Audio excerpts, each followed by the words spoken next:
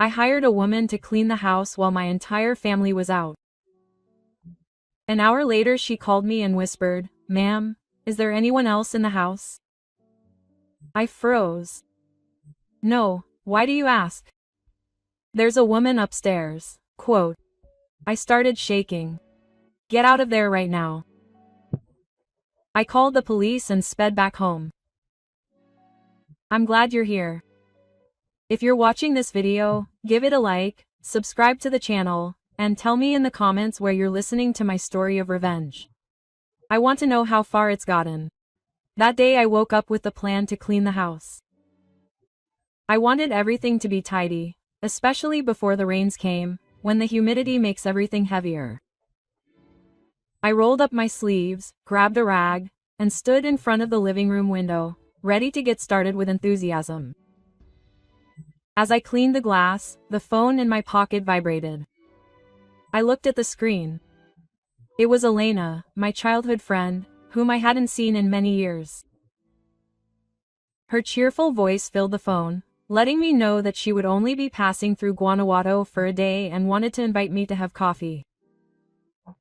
I felt my heart warm as I heard her familiar voice. Elena and I shared so many memories.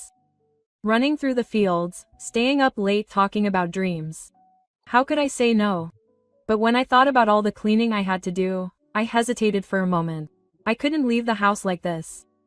Then I remembered Carolina, the girl who lived in the alley near my house.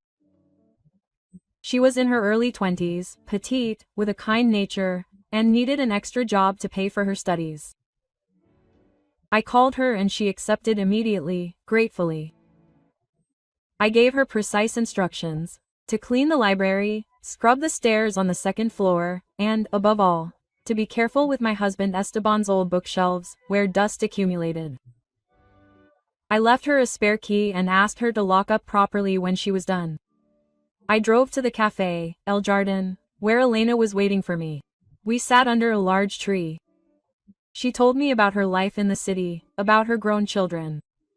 And I told her about Esteban, about his job as a writer for the newspaper, and about my quiet, if sometimes empty, days. We laughed, reminiscing about old times. In the middle of our conversation, my phone rang again. I saw the number. It was Carolina. I smiled, thinking she was calling to say she was done, but when I answered, I didn't hear her usual shy voice. Instead, I heard ragged breathing, as if she were trying to contain her panic. "Mrs. Maria," she whispered in a shaky voice that I could barely hear. "Is there anyone else in the house?" I felt like my heart stopped. "No," I replied, trying to sound calm. "I'm drinking coffee."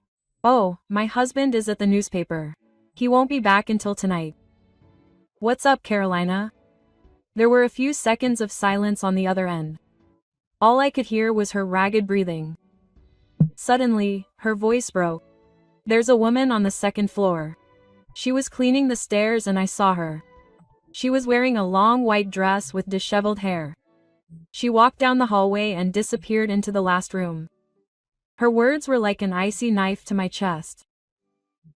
I tried to remain calm, but the hand holding the phone was shaking. My first thought was that someone had broken in. The house was old, but we always locked everything carefully. How could someone have gotten in?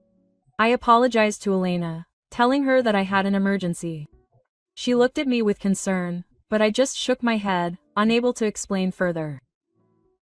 I told Carolina on the phone, "Carolina, get out right now, lock the door, and wait outside. I'm on my way." I called the police as I drove, my voice breaking with anxiety. I explained that there was an intruder in the house, trying to give details, although my mind was in a whirlwind. I tried calling Carolina again, but she didn't answer. Every unanswered ring made my heart beat faster, as if it were going to jump out of my chest. I imagined the worst, that something had happened to her or that the intruder had attacked her. That day, the streets of Guanajuato seemed endless, even though I was pressing the accelerator hard. When I got home, the police car was already parked in front of the door. Carolina was sitting huddled on the step, her face pale, her eyes wide, full of fear. I ran to her, hugged her, and asked her in anguish, "Are you okay? Did you see anything else?"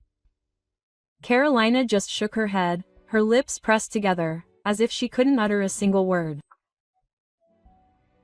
Two police officers, one middle-aged with a serious look and the other younger, came out of the house.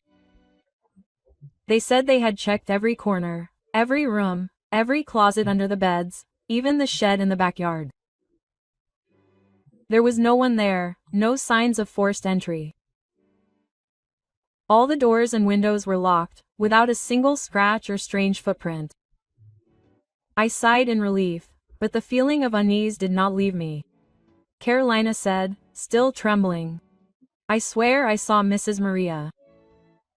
She didn't seem real, she was like a shadow. I don't dare go up to the second floor anymore." I stroked her shoulder to comfort her, but a doubt began to grow inside me. This house was over 70 years old. It had belonged to Esteban's family before we moved in. The stone walls, the creaking wooden doors, the dark corners. They had always made me feel that they were hiding something, but a woman couldn't imagine it.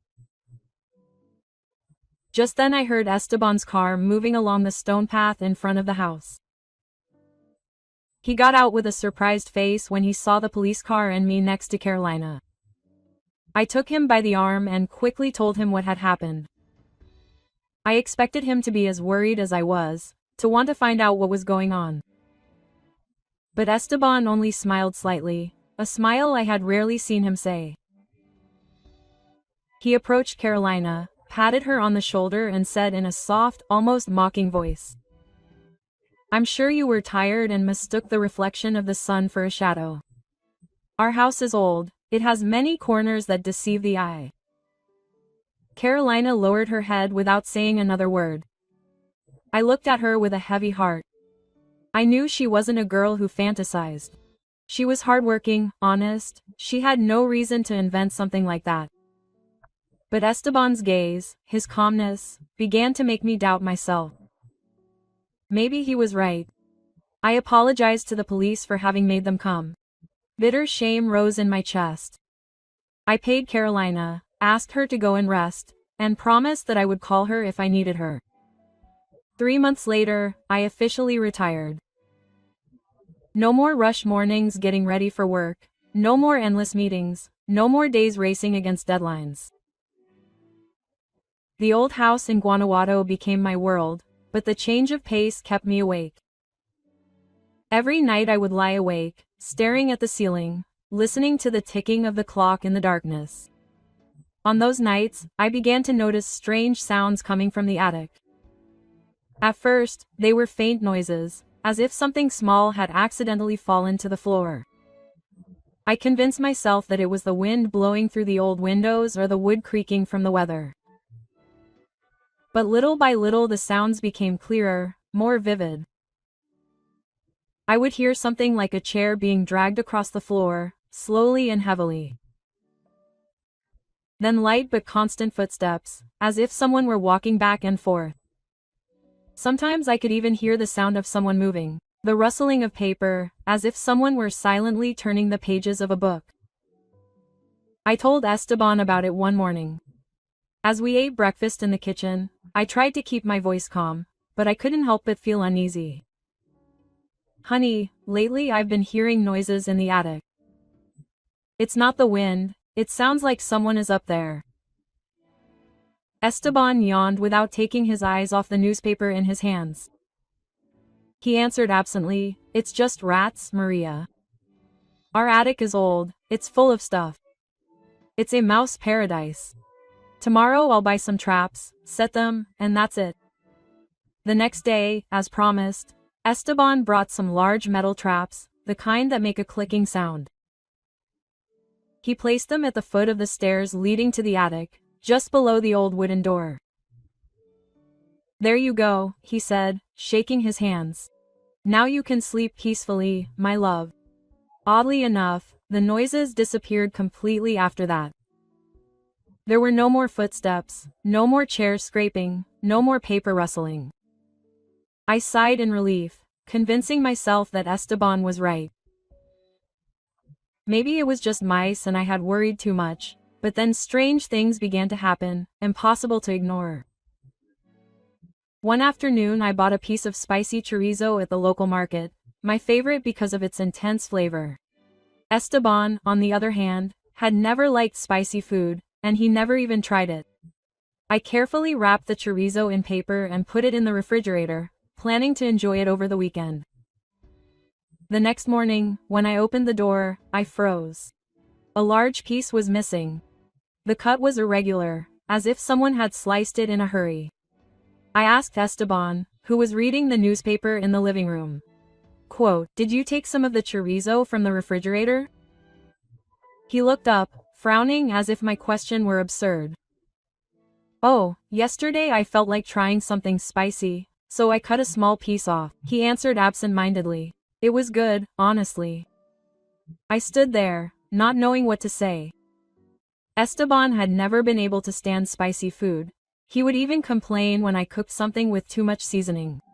But I didn't want to argue, so I just nodded and walked away, doubt gnawing at my chest. A few days later, the chorizo was completely gone. I rummaged through the refrigerator and the trash, but I couldn't find a trace. This time I didn't ask Esteban anything. An uncomfortable feeling, like a shard of ice, began to settle inside me. Until one Saturday afternoon, Esteban and I went to San Miguel de Allende to visit some old friends. We left early in the morning and returned late at night. When I got inside, the house was as silent as ever. I went up to the bathroom on the second floor to wash my face and shake off the tiredness of the day, but when I stepped inside, I felt something cold and damp. The floor was soaked. Water seeped through my icy sandals. The floor was completely wet, as if someone had just taken a shower. I looked around and saw drops still dripping down the sides of the tub, glistening in the light. My heart was pounding. No one had been home all day. How was that possible? I called out to Esteban, my voice shaking. "Come here, please. The bathroom is soaked. Like someone had just taken a bath." He came in, looked around for a moment, and shrugged. It must have been the afternoon rain that had come in through the grate in the ceiling. Love. I looked out the window. The street in front of the house was dry under the streetlights. Quote, "It hasn't rained, Esteban," I said, trying to sound calm. He frowned a little, annoyed. "Then it must be a leak in the old pipes. You always worry about nothing. I'll call a plumber tomorrow," but he didn't call a plumber. In the following days, the bathroom floor was dry, as if nothing had happened. I checked the air vent, the pipes too, but everything seemed normal. Esteban's explanation, although it sounded reasonable, couldn't erase the feeling of unease growing inside me. The noises in the attic, the missing sausage, the puddle of water with no apparent source. It all seemed like unconnected fragments, but when put together they formed a contradictory picture that I couldn't stop thinking about. A week later I decided to start cleaning Esteban's library. It was his pride and joy, a small room on the second floor with dusty oak shelves, filled with hundreds of old books and documents. I always thought that someday we should donate some of the books we hardly read to the city library so that they would reach those who needed them. That day I stood in the middle of the room starting to sort through the books about the Esteban's desk. There were piles of drafts, notes, and papers stacked in a chaotic manner, as if he had never intended to sort them out. When I lifted a heavy pile, my hand shook and all the papers spilled onto the floor. The sound of the paper falling shattered the silence of the room and made me jump. I bent down to pick them up and just then, a small wooden drawer that had been stuck for years opened with a sharp click. I hesitated for a moment and looked inside the drawer. There, under a pile of yellow drafts, was a small, dark brown leather hardcover notebook with worn corners. It looked old. It didn't seem to belong to Esteban. He always liked modern and neat things, laptops, pens, and spotless white sheets. That notebook with its worn leather cover and loose string seemed to be from another era. With a mixture of curiosity and fear, I took it in my hands, which trembled a little as I opened the first page.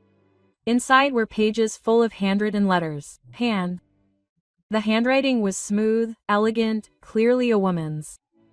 I flipped through the pages, reading them. They were story outlines, character descriptions, plot ideas. There was a passage about a small mountainside town where a woman lived alone, waiting for someone who would never return. Another mentioned a buried secret with details that made my skin crawl. These ideas, while different, had a similar feel to the plots of Esteban's most famous novels, the ones that made his name. My heart was pounding, my throat dry. It couldn't be a coincidence. I know Esteban too well. He hates writing by hand. He always said it was slow and messy, a waste of time. Everything he did, from novel drafts to work notes to shopping lists, he did it on the computer. I remember one time when I asked him to write down the address of a restaurant, and instead of reaching for the pen next to him, he turned on the computer to type it. So whose notebook was this? A coworker's? Secret, from an admirer who had given it to her. I sat in the chair, the notebook weighing heavily in my hands. Part of me wanted to show it to Esteban as soon as he returned. I wanted to hear his explanation, but I hesitated. I know him too well. Esteban always knows how to make everything sound logical. He would smile. He would say it was a gift from a reader or an old idea from when he tried to write by hand. And I, as so many times before, would nod and let it all sink into silence, but not this time. I didn't want to let it go. Carefully, I put the notebook back in the drawer and pushed it all the way back, as if I were afraid it would disappear if I didn't keep it hidden. That night I couldn't sleep again. Lying in bed, I stared at the ceiling and listened to the clock ticking in the darkness. Around 2 in the morning, a faint creaking sound came from the hallway.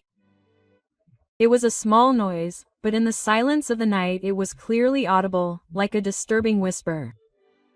I sat up abruptly, my heart beating wildly. I don't know why, but I immediately thought of the small door that led to the attic, the one Esteban and I almost never opened. I got up carefully, without turning on the light, afraid that the brightness would destroy the truth I was about to discover. The faint moonlight came in through the window, enough for me to see a crack. The attic door was ajar. A draft of cold, damp air descended, bringing with it the smell of old paper and confinement. I stood motionless, my feet glued to the floor. Fear, mixed with curiosity, paralyzed me. I went back into the room and gently shook my husband's shoulder. Esteban is awake. The attic door is open. Esteban groaned half asleep and got up with an irritated gesture. He put on his slippers and walked ahead of me down the hallway without saying a word. But when we arrived, the door was closed, bolted in place. As if no one had touched it. I stared, searching for any sign, a scratch, a crack. Nothing. Esteban turned to me with an expression of tiredness and disappointment. Maria said in a serious and exhausted tone. You've been too tense lately. You don't sleep well, that's why you see things that aren't there. Go back to bed. Anda accompanied me back. I lay down, but I kept my eyes open, fixed on the ceiling. For the first time, I began to doubt myself and whether I had really imagined everything. In the following days, since I found the mysterious notebook, I tried to keep everything normal, although inside I was consumed by unease.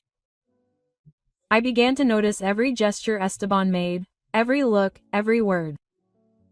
Lately, I had acquired a new habit that only increased my suspicions.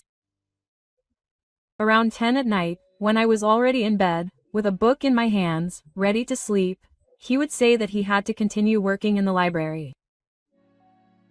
I need to concentrate a bit, Maria, he would say in a soft but firm voice. The manuscript is in a difficult part. You go to sleep first.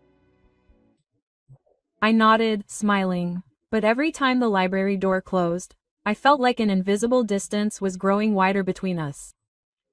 One night I woke up thirsty. The clock on the table read almost 1 a.m. and the second hand seemed to count something in the darkness. I reached out to touch Esteban, but the bed was empty, the sheets cold, as if he had never gone to bed. My heart skipped a beat, a feeling of unease ran through my body. Where was he? I put on a thin dressing gown and went out into the hallway, thinking that perhaps he had fallen asleep at his desk, like other times when the pressure of publishing exhausted him. I walked down the dark hallway. The dim light of the living room cast strange shadows on the walls. I pushed open the library door, but the room was empty. The computer screen was off, the chair neatly placed under the desk as if no one had been there. I called out softly, Esteban. My voice echoed in the silence, but there was no answer. I went down to the kitchen, thinking that perhaps he had gone to get a drink of water, but it was also empty. Only the moonlight came in through the window, making the shadows of the plates on the shelves look like ghosts. I began to walk through the house, calling his name, my voice increasingly shaky. My heart was beating fast, as if I sensed that I was about to face something. As I passed the stairs leading to the second floor, I heard a very soft footstep, almost imperceptible if you weren't paying attention. I looked up and in the dim light of the hallway I saw a silhouette slowly descending. It was Esteban. He was barefoot, walking carefully, as if he didn't want to make the slightest noise. In his hand he carried a porcelain plate of the kind we used for weekend dinners. When she saw me there, her eyes widened. A look of surprise crossed her face. The plate slipped from her hands, fell to the stone floor with a sharp clang, and shattered into pieces. The sound tore through the silence of the night, startling me and making me take a step back. I stared at the fragments in confusion. The plate was empty, clean, free of any traces of food or grease, as if it had been washed with care. That only increased my bewilderment. I looked up at Esteban and asked him in a shaky voice, "What were you doing up there at this hour? I thought you were in the office." He bent down and began picking up the pieces with slow movements, as if trying to gain time to think of a response. He avoided my gaze and said in a forced tone, "I got stuck on the end of the book. The publisher keeps pressuring me, you know. I needed a quiet place, so I went upstairs for a while. I got hungry and brought some food." I stood there watching him pick up the pieces, not quite believing it. I knelt down to help him. When our fingers brushed on the cold floor, I felt a shiver of distance. That hand that had once been soothing me now froze my skin. I knew he was under a lot of pressure from the publisher. The constant calls from Mr. Ramos, his editor, had him tense. Maybe, I told myself, he just needed space to write. Maybe I was overreacting. The next morning, the house was loaded, as if an invisible cloud were floating above us. I woke up tired, with my head full of unanswered doubts. Esteban, avoiding seeing me, got up earlier than usual. I listened to him quietly making coffee, the soft clink of porcelain, but without the usual good morning. He locked himself in the library, closing the door firmly, and I knew he didn't want any interruptions. I stood in the hallway staring at that wooden door with a heavy heart. Around noon, Esteban came out dressed in a gray suit and a small suitcase in his hand. He stopped in the living room where I was sitting with a cup of cold tea. "I need to get away for a few days," he said in a flat, emotionless voice. "Maybe I'll go to San Luis Potosi. I need a change of scenery to get some inspiration." I looked up in surprise. Esteban never left without warning. He always planned everything in advance. He consulted me on my itinerary. Why so suddenly? I asked, trying to sound calm, even though my heart was pounding. He didn't look at me directly. His eyes were fixed on the window, where sunlight filtered through the dusty glass. The idea came to me suddenly, he replied in a monotone. Be careful while I'm away. But just before he walked out the door, he turned suddenly and put his hands on my shoulders. His grip was tighter than usual, which made me flinch. Maria said in a low, serious tone, while I'm gone, don't see anyone. Do you hear me? Especially no one from the newspaper. If Mr. Ramos, my editor, comes looking for me, tell him I went on a trip and you don't know when I'll be back. I nodded, but a feeling of unease was growing inside me. His words didn't sound like a simple warning, but like an order, an alert. Esteban had been gone for about 2 hours when the doorbell rang. I looked through the peephole and saw Mr. Ramos, Esteban's editor, standing with a young assistant. They both looked impatient. I hesitated for a moment, my hand on the doorknob, feeling my chest heaving. Esteban's words echoed in my head, but I couldn't stand there without opening it. I took a deep breath, opened the door, and forced a smile. Mr. Ramos didn't wait for me to invite him. He walked straight into the living room with an annoyed expression. Mrs. Maria, he said in a hard voice, I know Esteban is home. Don't cover up for him any longer. We need the manuscript urgently. The deadline was 2 weeks ago. Keeping my cool, I repeated exactly what Esteban had asked me to do. I'm sorry, Mr. Ramos, but Esteban left this morning to seek inspiration. I don't know when he'll be back. Mr. Ramos let out an ironic chuckle that made my blood run cold. He pointed toward the Vargas house, our neighbors across the street.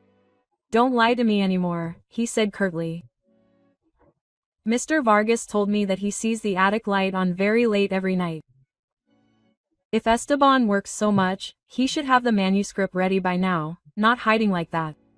The young assistant, a girl with kind eyes, intervened. Ma'am, we just want to help. If Mr. Esteban is having a block, he should talk to us. We can support him. Her tone was soft, but I couldn't concentrate anymore. Ramos' words hit me hard. The attic light. I had never noticed that before. We almost never went up there. It was full of old boxes and cobwebs. Why would there be a light on? And why did Mr. Vargas say he saw it every night? I felt my heart stop. I tried to keep my composure as I walked them to the door, promising to let Esteban know as soon as I had any news. But as the door closed, I leaned against it, trembling. My mind was spinning, the scattered pieces starting to fit together. The noises in the attic, the missing piece of sausage, the puddle in the bathroom, the mysterious notebook, the empty plate, and now the light. Everything pointed to the same place. The attic, that forgotten space I hadn't been to in years. I no longer felt afraid. Instead, a cold determination began to grow inside me, like a silent flame pushing me to discover the truth. I went to the shed in the backyard, where a faint light from the street lamp filtered through the crack in the door. The smell of dust and old oil made me cough. I looked for the old folding ladder that we hadn't used since we moved in. It was heavy, covered in dust and cobwebs, as if time had left it behind. Back. I dragged the ladder down the second-floor hallway, each step weighing on me, as if it carried with it all the suspicions I had accumulated. When I placed it under the hatch leading to the attic, I felt my heart pounding, but not from fear. It was an urgency, a certainty that I was about to discover something that would change everything. The metal latch was rusted, so hard that I had to use all my strength, grit my teeth, and pull hard until it clicked. The sound of metal clicked, like a final warning. I lifted the flap of the door and a draft of suffocating, humid air swept down, carrying with it the smell of old paper and years of confinement. The smell turned my stomach, but I didn't stop. I turned on the flashlight on my phone. The cold, white light cut through the darkness. I took a deep breath and climbed. Each step creaked beneath my feet as if leading me into a world I wasn't prepared for. The attic was bigger than I had imagined. A dark room filled with stacked cardboard boxes, old furniture covered in dusty white sheets, and cobwebs hanging like ghostly curtains. The only light came through a small, dirty window, casting dull rays across the wooden floor. I shone the flashlight around the room. My heart was beating so hard it felt like it wanted to burst out of my chest. In the far corner of the attic was a small, tidy space, like an oasis in the midst of chaos. A wooden table, a chair with a broken leg, and a dimly lit oil lamp, casting a yellowish, almost dying light. And then I saw her. A woman sitting with her back to me. She was thin, with long, white hair, tangled, falling over her shoulders like a forgotten waterfall. She wore a yellowish-white dress with torn edges. The sound of a pencil scraping across paper was the only thing that broke the silence, like a faint pulse of life. I froze. My throat closed up, unable to utter a word. I stammered, "Who's there?" My voice rang out, weak, consumed by darkness. The pencil stopped. The woman's head turned abruptly. In the dim light of the lamp, her gaunt, pale face appeared. Her sunken, tired eyes, but with something familiar that made me tremble. My world collapsed, my legs gave out and I had to lean on an old trunk to keep from falling. It was Malina, my sister, the face I hadn't seen in 30 years, only in dreams and in blurry photos. Malina, whom the entire family believed lost forever, was there, in the attic of my house, in a state that broke my heart. Around her, a small world of secret existence, a huge pile of handwritten manuscripts, several empty cans, rolling bottles of water, a dirty blanket on a thin mattress and an old bucket for her needs. All this was living proof of a life in captivity. Malina looked at me, her dry lips trembling. She tried to speak, her voice hoarse, as if she had forgotten how to do it. "Sister Maria." I did, but she couldn't say anything else. She just looked at me with tearful eyes, as if she were begging me for forgiveness that I still didn't understand. I didn't hear anything else. Tears welled up hot on my cheeks. I walked toward her like a sleepwalker, with trembling legs and my head spinning. Malina, my sister, the one I had cried for until my soul was dry, thinking that I had lost her forever. Now she was here alive, like a ghost inside my own home. I took her thin arm. I felt every fragile bone under her skin. "Come downstairs," I said between cracks, my voice breaking. "Come down now, Malina." I helped her stand up. A storm of emotions raged inside me. Joy at having found her, pain at seeing her like this, and fear at the questions screaming in my head. Why was she here? Who had done this to her? And Esteban, what did he have to do with it? I guided her up the stairs. Each step she took was unsteady, as if her legs had no memory of what it was like to leave that dark attic. The light from the house illuminated her face, highlighting her sunken features and her half-closed eyes, unaccustomed to the glare. She looked like a creature of the darkness seeing the sun for the first time, and it broke my heart. Malina, my sister, who had once shone like the sun of Guanajuato, was now nothing more than a fragile shadow. I carried her to the living room. I carefully sat her in the most comfortable armchair, where the soft light of a lamp fell on her like a caress. I ran to the kitchen, filled a glass with cold water, and with my hands shakily, I took it to her. Malina tried to hold it, but her hands shook so much that the water spilled. I knelt down, held the glass, and helped her drink it sip by sip. Tears stung my eyes, but I held them back. I didn't want her to see me as weak. She needed me to be strong, at least for now.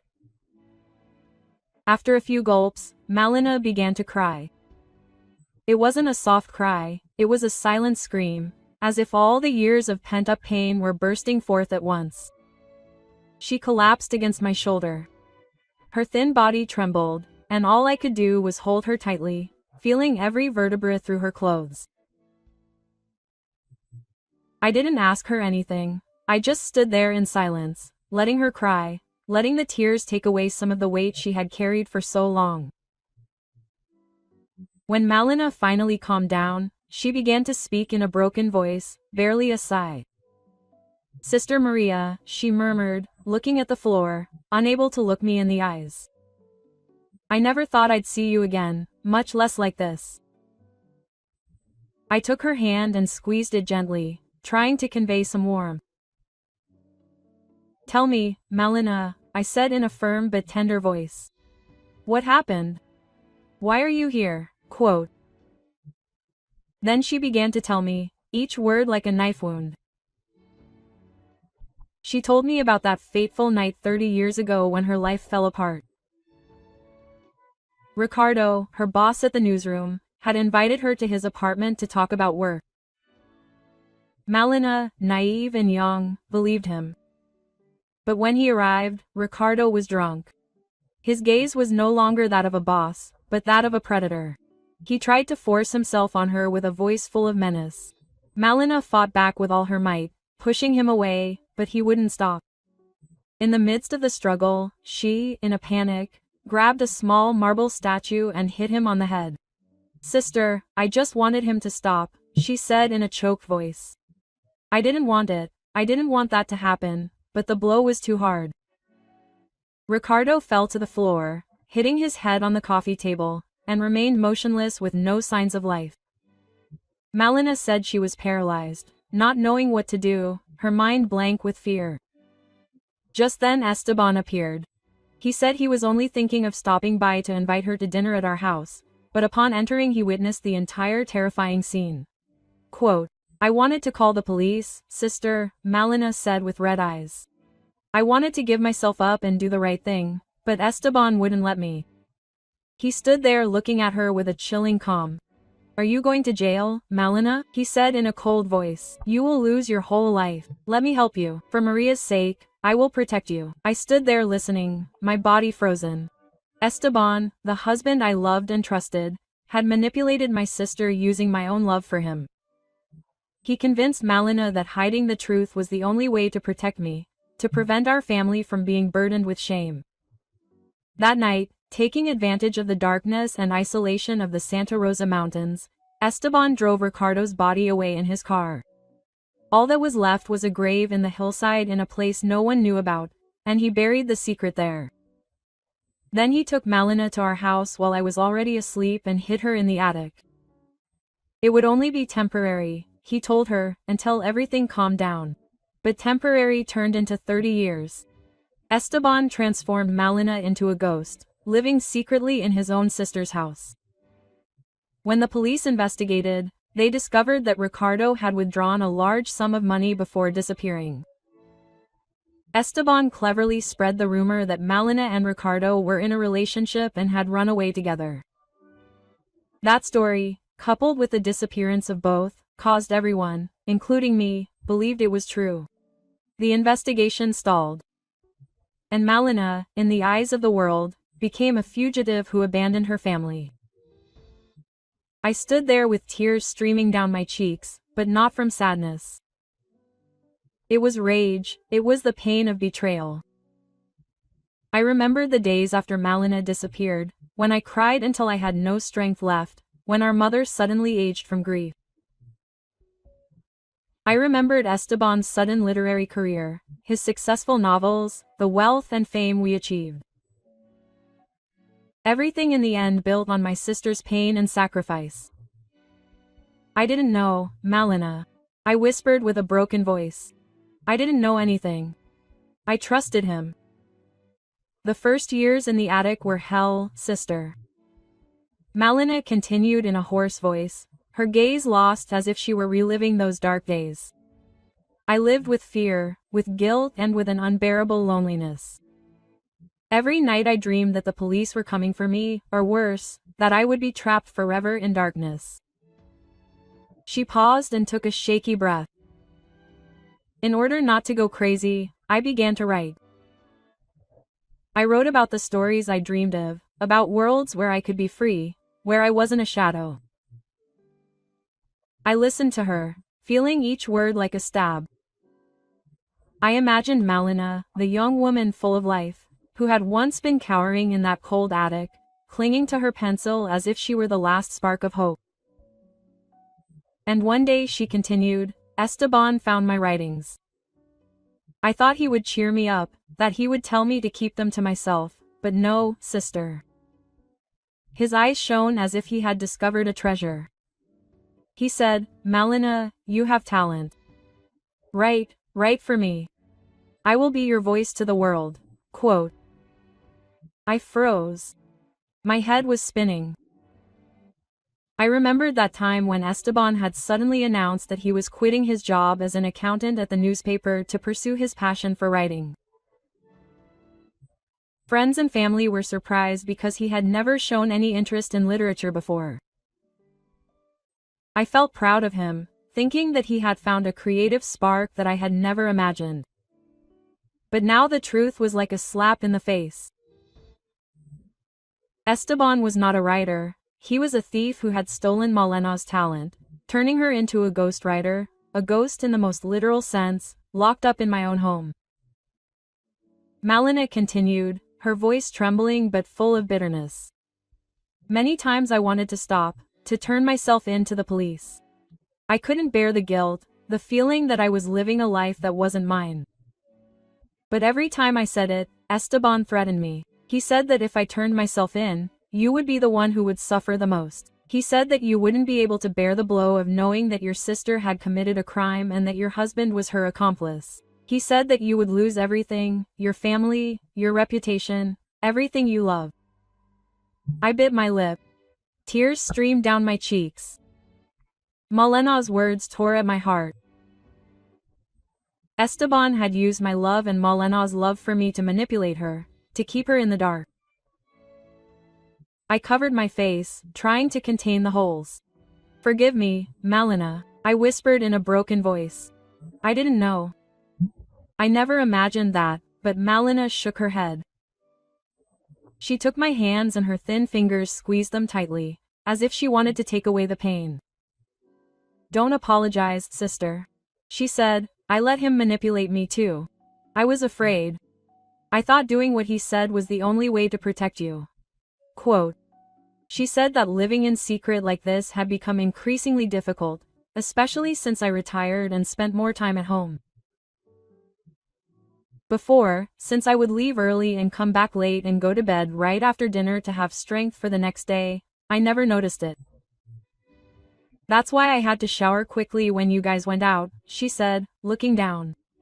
That's why I had to steal food from the refrigerator at night. I tried not to leave traces, but sometimes I was clumsy, like the puddle of water in the bathroom or the piece of sausage you bought. Suddenly I remembered all those strange details, signs that I had chosen to ignore.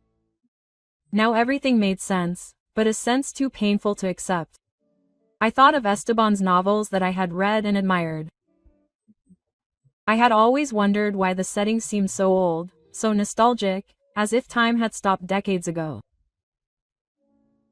The characters didn't use cell phones, there was no internet, they wrote letters to each other, they waited for each other in vain like lost souls. Now I understood. It wasn't a literary style. It was because Malena's world had really stopped 30 years ago. She was trapped in the past, she could only write about what she knew. Those stories of two people who never managed to find each other were a reflection of her own tragedy, a life separated from the outside world. Malina took my hands, her eyes full of tears. Sister Maria said in a shaky but firm voice. I can't live like this anymore. I've paid for my mistake for 30 years in this prison. Now I want to face true justice. I want to surrender her words to myself. They were like a final stab, cutting the last threads of hope I had left. I had already lost her once when I thought she was far away. I didn't want to lose her again, but looking into her eyes I knew that was what I needed. Liberation, the truth, no matter how painful it was. Tears rolled down my cheeks, but I nodded, squeezing her hand tightly. "It's okay, Malina," I said with a broken voice. "I'll take you to the police station. We're going to face it all together." I hugged her, feeling her fragile body in my arms. My heart. It was filled with pain, but there was also a small spark of hope that even though it was late, I could still help her regain her freedom. The next morning, I dressed Malina in one of my clean clothes. The dress was too big on her thin body, but at least it made her look more presentable. We hadn't slept all night. I sat next to her in the living room, telling her how the world had changed. The tall buildings, the smartphones that no one could put down, and the people we loved who were no longer with us. Malina just listened in silence, her gaze lost, as if she were trying to imagine a world that had been taken from her. I drove to the central police station with Malina sitting next to me. She was hunched over in the passenger seat, her hands clasped together and her eyes fixed on the window, as if she were a stranger seeing an unknown planet for the first time. "Everything has changed too much," she whispered in amazement as she watched electric cars drive by, her children taking pictures with their phones. I took her hand and squeezed it gently, trying to convey some courage. "I'm here, Malina," I said in a shaky voice. "We're going to get through this together." At the police station, I asked to speak directly to the chief of detectives. At first, they declined, saying we needed an appointment, but when I mentioned Malina del Rosario's disappearance 30 years earlier, their demeanor changed completely. An officer led us into an interrogation room, a small room with gray walls and an icy metal table. With my help, Malina began to tell her story. Her voice was clear and calm, as if she had rehearsed those words 1,000 times in her mind. She spoke of that fateful night, of Ricardo, of the accidental blow that had taken her life, and of how Esteban had hidden her in the attic, turning her into a ghost for 3 decades. The police officers listened in disbelief. One took notes non-stop, while another spoke urgently into his radio. Malina's confession shook the entire police station. The case files were immediately reopened. An investigative team was sent to my house to search the attic and collect evidence of Malina's hidden life. The manuscripts, the food boxes, the dirty blanket. Another group, following Malina's precise instructions, set off for the slopes of Mount Santa Rosa. After a few hours of searching, they found human remains buried under an old tree deep in the forest. Preliminary DNA analysis confirmed that this was Ricardo, the man everyone believed had run off with her. An arrest warrant for Esteban was issued that same day. The police set up an ambush at our house, waiting for him to return from a trip to seek inspiration in San Luis Potosi. I wasn't there, but later Mr. Vargas, our neighbor, told me that Esteban didn't resist when they handcuffed him in front of the gate. He just lowered his head, his face expressionless, as if he had always known this day would come. Hearing that, I felt a strange emptiness. The man I once loved, the man I had trusted blindly, was now nothing more than a distant shadow, carrying the secret that had destroyed my entire family. I hired the best lawyer for Malina, someone who promised to fight for her to receive clemency. With the argument of self-defense and the 30 years she had spent locked up, manipulated by Esteban, I believed that justice would see her as a victim, not a criminal. I spent the whole day preparing things to take to her: clean clothes, books, and the dishes she liked the most as a child. I wanted her to know that no matter what happened, I would always be by her side. But a few days later, as I was packing my things to visit her, the phone rang. A cold, formal voice spoke on the other end of the line. "Mrs. Maria, we regret to inform you. Malina del Rosario took her own life in the detention center last night." The phone slipped from my hands and fell to the floor with a thud. My world fell apart again. Malina, my sister, the one I had just recovered, had chosen to leave forever, leaving me alone in a pain that had no words. She had told the truth, she had faced her past, but perhaps she could not bear another trial or the gazes of an unforgiving world. The officer said that Malina had left a letter for me. That afternoon they gave it to me. I held it with trembling hands, looking at her soft, familiar handwriting, the same one I had seen in the notebook in the attic, but now it was clumsy, unsteady, as if she had used her last strength to write it.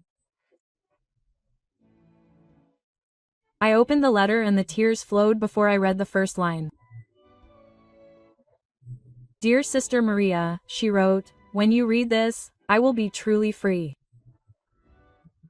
For 30 years I wrote to survive, to not disappear, but I could never write under my own name.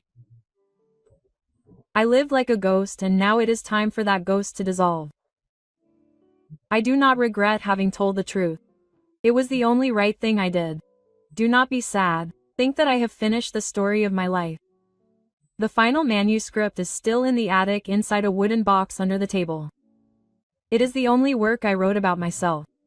If you can, let it bear the name Lucia del Rosario." I folded the letter, hugged it to my chest, and soaked it with my tears.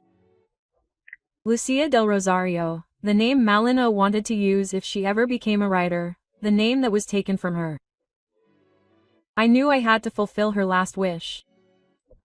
I would find that manuscript and bring it to light so that the world would know Malina's story. Not as a ghost, but as a woman, a writer, a soul who fought to be free. Esteban's trial was held a few months later, turning into a scandal that rocked all of Mexico. The press called it the writer's scandal and the ghost in the attic. Newspapers filled their front pages with the story of Malina, a young woman locked up, stripped of her freedom, and used to build the fame of a man who did not deserve it. Faced with irrefutable evidence, Ricardo's remains found on Santa Rosa Mountain, the manuscripts found in the attic, and Malina's testimony before she died, Esteban bowed his head and confessed. He was charged with multiple crimes: misappropriation of copyright, unlawful deprivation of liberty, complicity in covering up a crime, and obstruction of justice. The sentence was a deserved ending, but I felt no relief. For me, Esteban had died the day I discovered the truth, the day the man I loved became a stranger. I wasn't attending the trial, I couldn't face him, I couldn't look into the eyes that had once spoken words of love to me but that hid such a terrible secret. Instead, I returned to the house, which had once been a home but was now just a space filled with painful memories. One afternoon, as the sunlight faded over the cobblestone street, I decided to return to the attic. This time I no longer felt fear or oppression. I climbed each step with a flashlight in my hand, but my heart was lighter, as if I were searching for a part of Malina that she had left behind. I found the wooden box under the table, just as she had written in the letter. It was a small box, old, but well cared for, as if it held her last treasure. Inside was a pile of manuscripts, carefully handwritten on yellowed paper. Malina's soft, flowing handwriting was clear, as if she were there telling me her story. I took the box down to the living room, sat down under the desk light, and began to read. It was an autobiography, a novel about her own life. She wrote about our childhood, about the days running through the meadows of Guanajuato, about the dreams of becoming a writer that she once confessed to me. She told of the terrible night that stole her future, the 30 years she had lived in darkness, and the incredible strength she had to not let her soul break. Each page was a stab in the back, but also a song about resistance, about the love of life, no matter how hard it was. I spent weeks editing the manuscript, carefully reviewing each line, as if touching Malina's soul. There were nights when I stayed up until dawn, tears streaming down my face as I read the passages where she spoke of her solitude in the attic or the times she imagined being free, stepping out into the sunlight. The book wasn't just her story, it was the voice of a forgotten person, stripped of her identity. I knew I had to take it to the world so that Malina wouldn't just be a name in my memory, but a real writer. I contacted the publisher who had worked with Esteban. At first they were hesitant, afraid of the scandal surrounding him.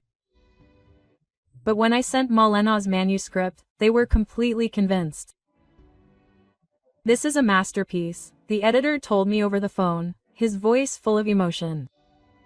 We will publish it, and we will do so with all the respect that Malina deserves. The book was published under her real name, Malina del Rosario. On the first page, instead of a prologue, I wrote just one sentence. No one should be imprisoned in darkness, especially if they love freedom. It was my message to her, to my dear sister, whom I loved in this world. The book became a phenomenon. Readers from all over Mexico and then the entire world were moved by Malina's life story. They admired her literary talent, the sincerity and poetry in every line. Esteban's old works, now reissued under Malina's name, were also sold again as a way of doing justice. Malina, although she was no longer there, finally became a true recognized and beloved writer. I would read the reviews, the letters from readers and feel my heart tight but warm.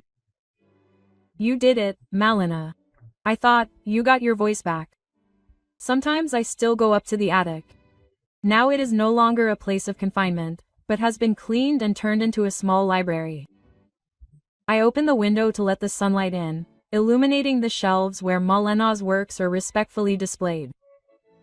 I stand there looking out at the street, full of life. Malina's voice has been recovered and justice has somehow been served.